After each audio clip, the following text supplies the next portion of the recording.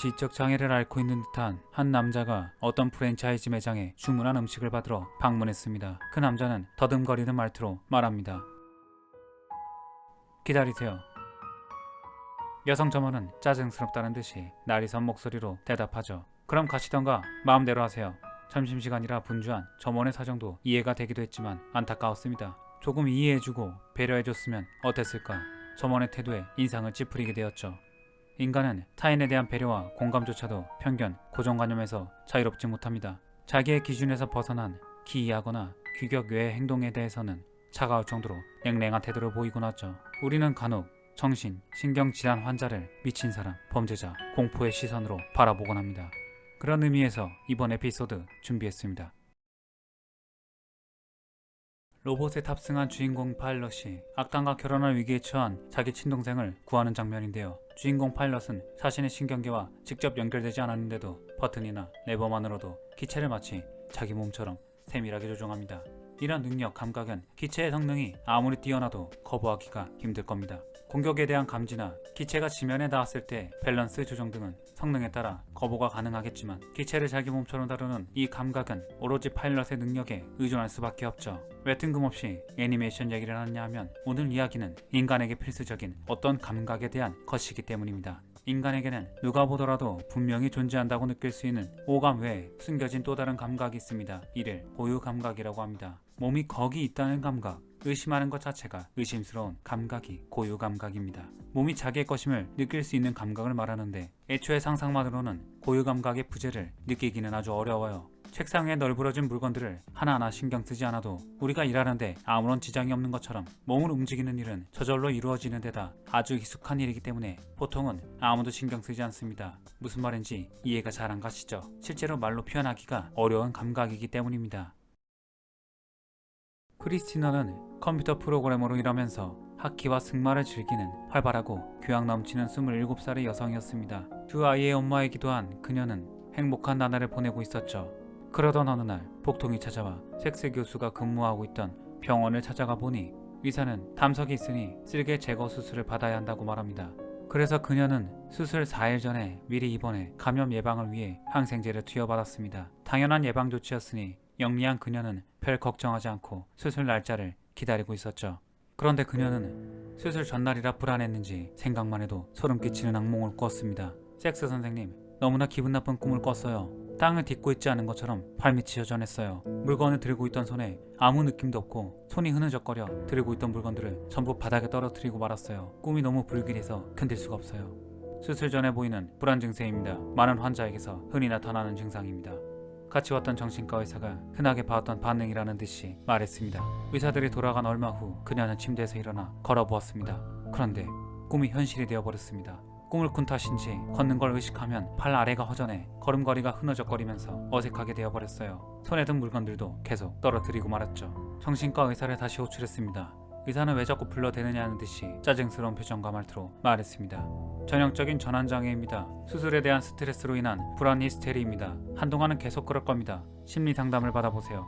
수술 당일 아침이 되자 증세는 그녀의 통제를 압도해버리고 맙니다. 발밑을 보지 않고는 서 있는 것조차 되지 않았고 손에서 눈을 떼면 뭔가를 들 수도 없었고 손을 뻗어 무언가를 잡으려고 해도 손이 제멋대로 빗나가 버렸습니다. 심지어 침대에서 일어날 수도 없었어요. 크리스티나는 턱이 자꾸만 아래로 처져 말도 제대로 하기 힘든 상태에서 겨우 목소리를 내었습니다. 선생님, 몸에 아무 감각이 없어요. 마치 몸이 없어진 것 같아요. 크리스티나는 머리부터 발끝까지 자세를 유지할 수 없었고 손은 제멋대로 움직였습니다. 머리가 어떻게 되어서 신경계가 전부 파괴된 걸까요? 아니면 몸에 문제가 생겨 온몸의 근육이 풀려버리기라도 한 걸까요? 이 이상한 표현이야. 몸이 없어진 것 같다니. 하지만 이건 히스테리성 장애가 틀림없습니다. 정신과 의사도 그렇게 말했잖아요. 자네들은 이런 히스테리성 장애를 본 적이 있나? 그녀가 말한 게 수술로 인한 스트레스 때문에 꾸며낸 것이 아니라 진짜 증상이라고 생각을 해보게. 어떻게 이런 일이 일어날 수가 있을까? 이런 당황스러운 일은 나도 상상해 본 적이 없어. 거스트만 증후군이 아닐까요? 그럴 수도 있겠지. 마루엽이 감각 정보를 얻지 못하는 것처럼 보이는군.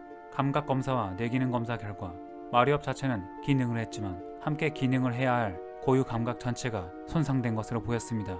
그녀가 히스테리를 일으킨 걸 수도 있지만 이건 한 번도 생각해보지도 상상해보지도 않은 심각한 병일 수도 있었어요. 섹스 교수는 정신과 의사가 아니라 재활 전문의를 급하게 호출했습니다. 이런 증상은 처음입니다. 이런 건 책에서도 본 적이 없어요.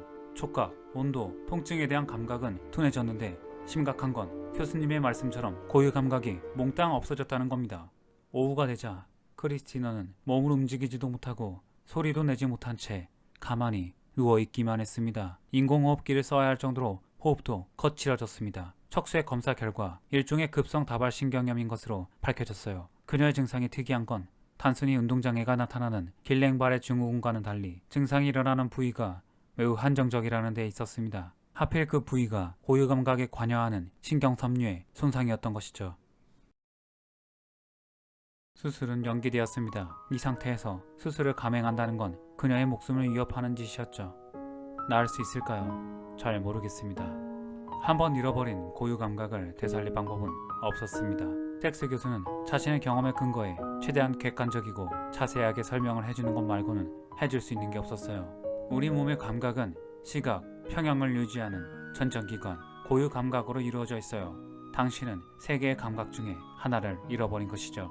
우리 몸은 이 세 가지가 서로 협조해서 기능하지만 하나의 감각이 기능을 상실하면 나머지 두 개가 이를 보충하거나 대체하여 기능하기도 합니다. 척수 매독을 앓고 있는 환자들이 있었는데 그들도 당신처럼 발이 없어진 것 같다는 증상을 호소했어요. 발을 보면서 움직이면 걸을 수가 있었습니다. 그럼 제가 할 일은 고유 감각을 대신해 시각을 이용하는 것이네요. 고유 감각은 비유하자면 몸속에 달린 눈과 같습니다. 눈을 잃어버린 몸은 자신이 어디 있는지 볼 수가 없는 것이죠.